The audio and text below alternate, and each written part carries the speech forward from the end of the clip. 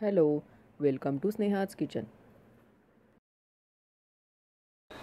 आज मी इथे रामाचा प्रसाद बनवला आहे। रामनवमीच्या निमित्ताने रामाला जो नैवेद्य म्हणून दाखवला जातो तो झटपट होणारा असा रामाचा प्रसाद मी इथे बनवला आहे। तर तुम्ही इथे बघू शकता, अतिशय सोपी अशी रेसिपी आहे।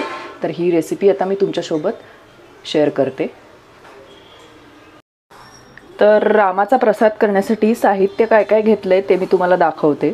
तर इथे मी 1 वाटी कणिक घेतलेली आहे, म्हणजेच गव्हाचं पीठ घेतलेलं आहे। त्याच वाटीने मी इथे एक अर्धी वाटी गूळ घेतलेला आहे, असा बारीक किसून घेतलेला आहे। गूळ तुम्ही तेवढाच पण घालू शकता, तुम्हाला कितपत गोड हवं आहे त्याप्रमाणे। इथे मी अर्धी ते पाऊण वाटी गूळ घेतलेला आहे। त्याचबरोबर 1 चमचा इथे वेलदोड्याची पूड घेतलेली आहे आणि काही ड्रायफ्रूट जे आहेत त्याचे बारीक असे काप करून घेतलेले आहेत। अतिशय सोपी अशी रेसिपी आहे, कमीत कमी साहित्यात बनणारी। तर आता रेसिपीला सुरुवात करूया। तर इथे आता एक कढई घेतली मी। तर सगळ्यात आधी कढईमध्ये मी इथे 2 ते 3 चमचे तूप घालून घेतेय। साधारण इथे 3 चमचे तूप घेतलेले आहे मी।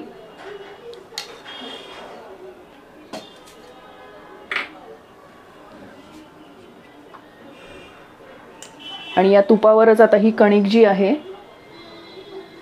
ती आपल्याला भाजून घ्यायची आहे। चांगली खरपूस अशी ही भाजून घ्यायची आहे।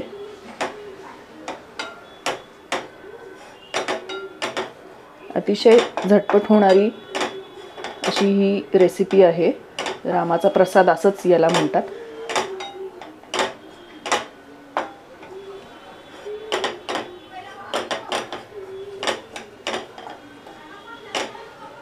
ही कणिक भाजायला सुद्धा जास्त वेळ लागत नाही, अगदी 5-10 मिनिटात आपली ही कणिक जी आहे ती भाजून तयार होईल।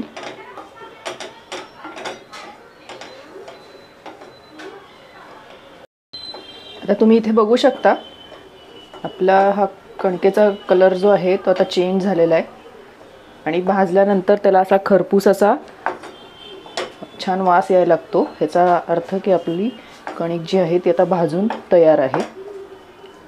अगदी एखादा मिनिटच मी ह्याला असं छान परतून घेते की नंतर आपण यामध्ये गूळ घालून घ्यायचा आहे।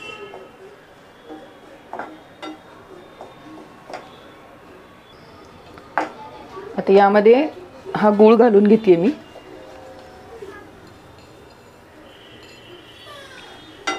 आणि हे एकत्र आता मिक्स करून घ्यायचं। आता तुम्ही गॅस बंद केला तरी चालेल, त्या गरमीमुळे गूळ आपला ह्याच्यामध्ये छान मिक्स होतो, तो विरघळतो सुद्धा। तर इथे गॅस मी बंद केलेला आहे आणि फक्त ह्याला हलवत राहतेय। तो गूळ जो आहे तो आपोआप ह्याच्यामध्ये विरघळून जातो।